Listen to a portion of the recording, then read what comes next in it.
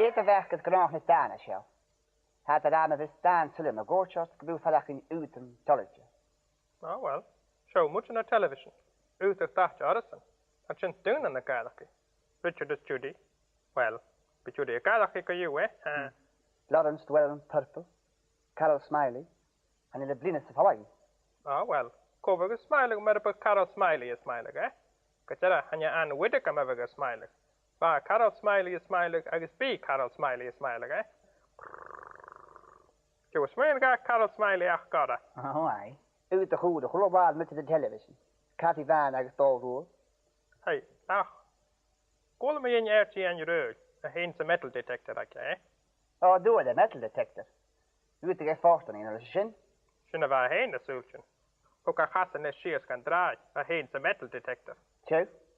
Eertje in de metal detector. Traai. Nou, aye. Kun je haasjes gedijde detector. Gewoon gelozen gedijde. En je blip. Bliep. Haasje kloog. Ach, dat skelen zien. Ach, gas af fed up schosje kapizille. Dan je detector blippelle. Haasje kloog. Ach, dat is een asboe. Dat is geen kaart de metal detector.